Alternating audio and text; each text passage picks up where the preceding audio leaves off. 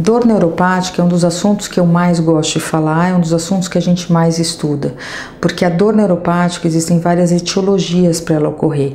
Existe a dor neuropática, por exemplo, por diabetes mellitus, que gera uma dor neuropática periférica.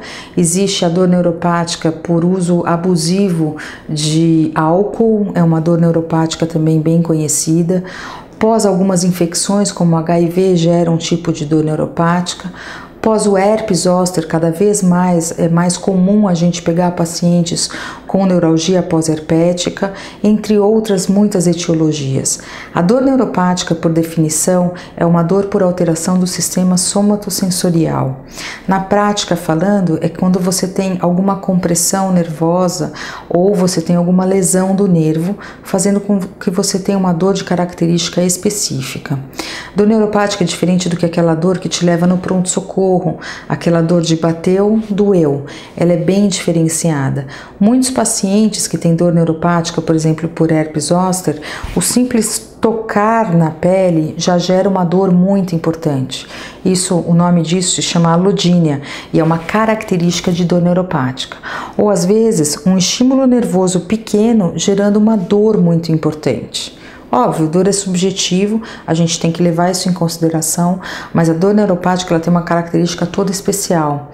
Às vezes o paciente fala, formiga meus pés, eu sinto um aperto nos pés, às vezes ele relata que ele sente choque, pontadas, facadas, piora com frio, melhora com calor, tudo isso são características de dor neuropática.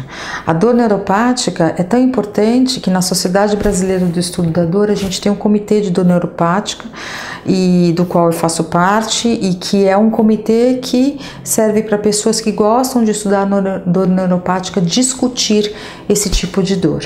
Esse ano, nos próximos 2 anos, eu estou coordenando o comitê de dor neuropática e muitos estudos a gente está tentando promover muitos estudos para poder tentar tratá-la e entendê-la de forma melhor. Eu acredito que a gente ainda tem muito para buscar na literatura e muito para se aprender ainda sobre dor neuropática. É importante divulgar que o tratamento da dor neuropática consiste em uso de antidepressivos, anticonvulsivantes, analgésicos potentes, entre outros medicamentos. E por que isso? Porque às vezes o médico chega no clínico de dor e ele chega e o clínico de dor acaba medicando com antidepressivo, anticonvulsivante e o paciente não entende o porquê isso. É porque a gente está tratando a memória da dor, a condução da dor e uma dor de característica diferente. Existe prognóstico bom para o tratamento da dor neuropática quanto antes o paciente chega no consultório. E o que é também muito importante divulgar é que existem vários trabalhos que se tem atualmente na mídia social. Existe a toxina botulínica no tratamento da dor neuropática.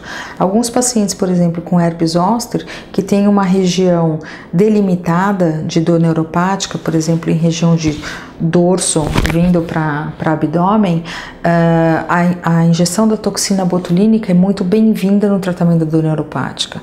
Alguns estudos, hoje em dia, a gente estuda cada vez mais o uso do canabidiol no tratamento da dor neuropática e não só na dor oncológica.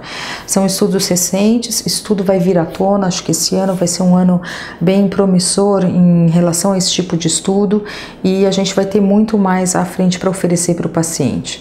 Além disso, existem os bloqueios, como os bloqueios de nervos periféricos, os bloqueios com radiofrequência, os bloqueios neuromoduladores, que a gente mexe exatamente no nervo que está acometendo aquela região. Então, muito se tem a falar de dor neuropática, acho que eu precisaria aí de muitas horas para poder falar sobre ela. Fato é que é uma dor diferenciada e que procure o seu médico porque ela tem tratamento.